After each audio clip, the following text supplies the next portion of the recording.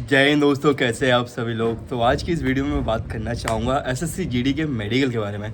काफ़ी लोग कमेंट्स कर रहे थे सर एसएससी जीडी का मेडिकल आने वाला है, अभी एग्ज़ाम फिजिकल हो जाएगा, मेडिकल आने वाला है। तो मेडिकल के लिए बताइए हमको क्या सावधानी रखनी चाहिए, क्या क्या होता है मेडिकल के अंदर, कैसे मेडिकल में लोग आउट होते हैं और इतने ज़्यादा लोग मेडिकल में आउट हो कैसे जाते हैं। तो ये सारे रीज़न के ऊपर हम डिस्कस करेंगे।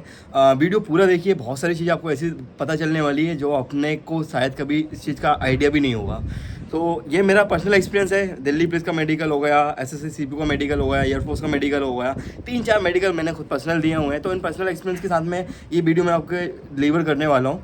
तो सबसे पहले हम बात करेंगे एसएससी जीडी का मेडिकल की कंडीशन क्या होती है और मेडिकल टफ होता है नहीं होता है, और जो नॉर्मल मेडिकल होता है जैसे पुलिस का मेडिकल हो गया और फोर्सेस का मेडिकल हो गया, उससे एसएससी जीडी का मेडिकल कैसे डिफ्रेंशिएट करता है। तो सबसे पहले ये जान लीजिए आप, एसएससी जीडी यानी कि पैरामिलिट्री फोर्सेस। पैरामिलिट्री फोर्सेस यानी कि BSF, SSB, ITBP, CRPF, CISF. अब इनकी ड्यूटी आपको मालूम है क्या ड्यूटी है।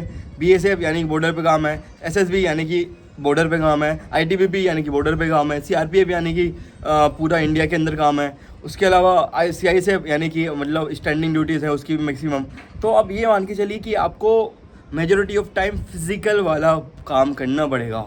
अब आप बॉर्डर एरिया में जाओगे भाई, अगर आपके लंग्स में प्रॉब्लम है तो आप सर्वाइव ही नहीं कर पाओगे इतना कम टेम्परेचर में। ठीक है, आपके फेफड़ों में दिक्कत है, आप सर्वाइव ही नहीं कर पाओगे। ठीक है, आप इधर जाओगे अपना बीएसएफ में जाओगे, अगर आप मेडिकली फिट नहीं हो तो वहाँ पर सर्वाइव ही नहीं कर पाओगे। ठीक है, तो इसलिए इस फोर्स का मेडिकल कंपेरेटिवली पुलिस फोर्सेस से थोड़ा ज़्यादा टफ हो जाता है।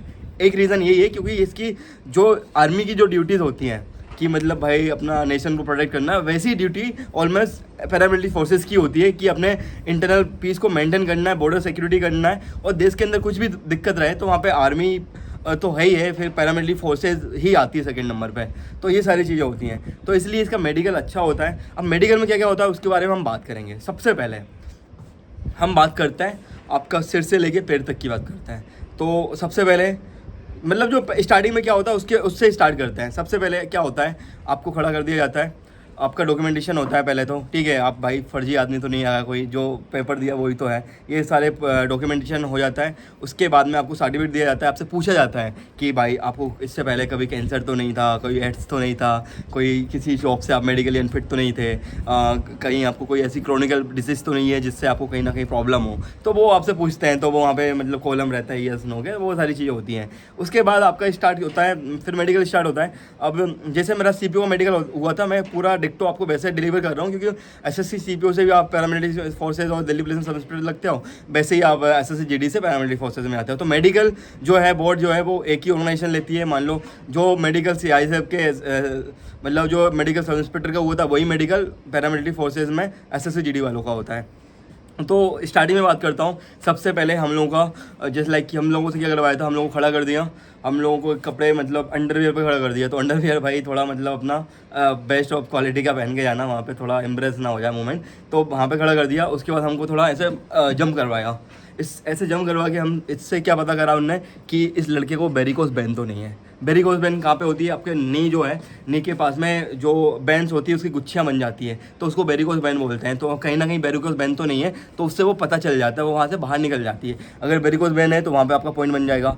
उसके बाद फिर आपको वहीं पे खड़ा करके आपका नौकरी चेक करते हैं, यार इस बंदे का नौकरी तो नहीं है ना, आगे पीछे दोनों साइड से नौकरी चेक करते हैं। ठीक है, तो नौकरी का पता चल जाता है। अगर आपका नौकरी है तो पॉइंट बन जाएगा, नहीं है तो आपको क्लियर करके आगे भेज देंगे। उसके बाद दोस्तों क्या होता है, फिर आपसे कपड़े वपड़े पहनवा लेते हैं या जो भी करते हैं। फिर अब उसके बाद आपको आंखों के लिए लेके जाते हैं। आंखों में क्या होता है, आपका विज़न जो है 6/6 और 6/9 होना चाहिए। आपकी जो मास्टर आई है वो 6/6 होनी चाहिए, और एक आपकी 6/9 हो तो काम चल जाएगा। अगर आपकी 6/12 है, 6/18 है, तो वहाँ पर पता चल जाता है। एक चीज़ आप यहाँ पे ये कर सकते हो, आप चीज़ें रट के जा सकते हो, जो चार्ट है वो आप याद कर लो, तो उससे काफ़ी हेल्प हो जाती है। चार्ट सिमिलर ही होता है, तो वो चीज़ आप कर सकते हो, अंदर की बात है, बताना मत। उसके बाद मकी, तो अगर आंखें बहुत ही ख़राब है तो वो आप कुछ भी कर लो, साम दाम दंड भेद, आपको कहीं ना कहीं दिक्कत होनी ही होनी है। ठीक है, ये सारी चीज़ है। उसके बाद आपका आंखों का टेस्ट हो जाएगा। उसके बाद आपसे जो आई विज़न क्लियर चेक कर लिया, उसके बाद अगर है आई इनमें पॉइंट तो पॉइंट दे देंगे, नहीं तो क्लियर कर देंगे। उसके बाद आपके साथ क्या करवाएंगे, आपसे पढ़वाएंगे, सेंटेंस पढ़वाएंगे।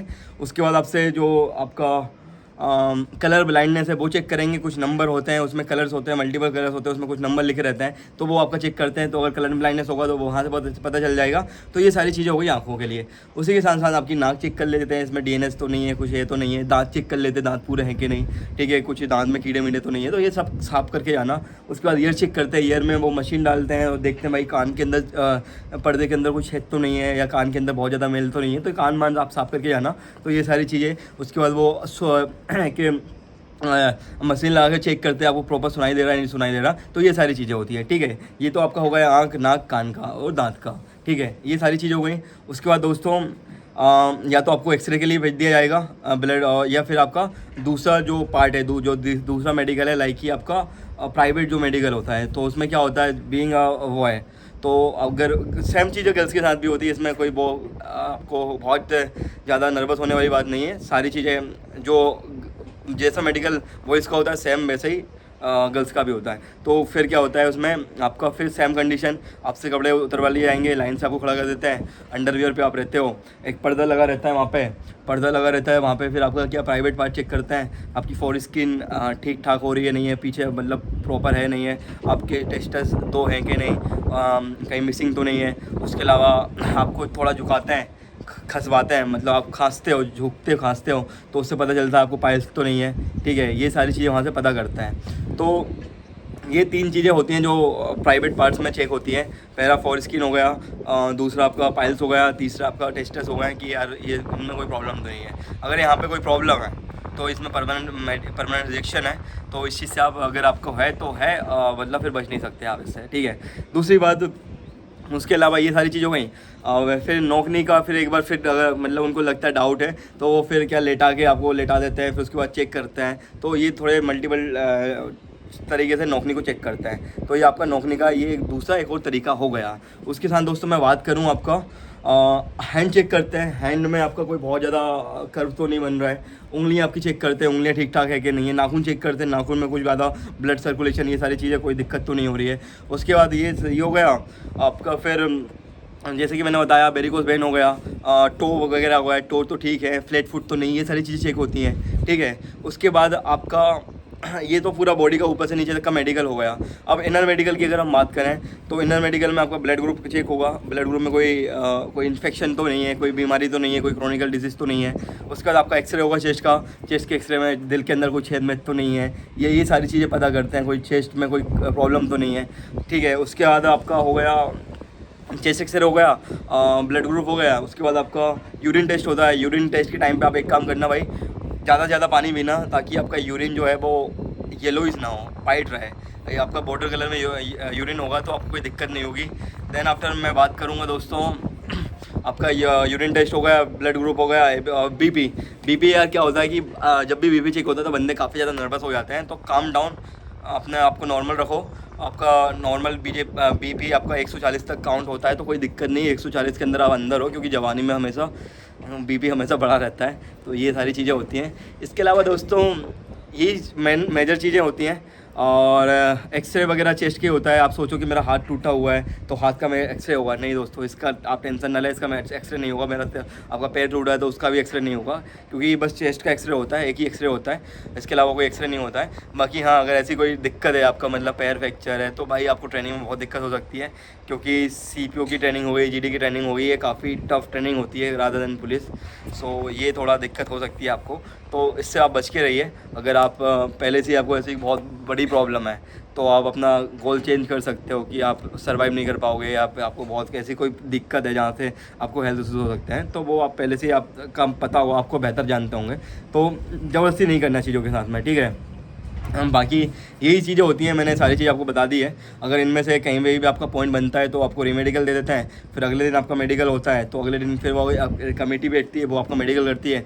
अगर वहाँ पे भी आपको पॉइंट मिलते हैं, अगर आप वहाँ पे भी क्लियर नहीं कर पाते हो तो आप आउट हो जाते हो। जो मैक्सिमम रिजेक्शन होते हैं मेडिकल के अंदर, वो एक आँखें हो गई हैं जिसमें सबसे ज़्यादा रिजेक्शन होता है, और उसके बाद आपका क्रोनिकल डिसीज़ हो गई, जैसे पाइल्स हो गया, या टेस्टस वाला कुछ इशू हो गया, वेरिकोज वेन हो गई, तो ये थोड़े इश्यूज होते हैं जिनमें मेडिकल परमानेंट रिजेक्शन है। उसके बाद फेफड़े में ठीक है नहीं है, लंग्स ठीक है नहीं है, ये अगर इनमें कोई दिक्कत है तो दिक्कत है फिर।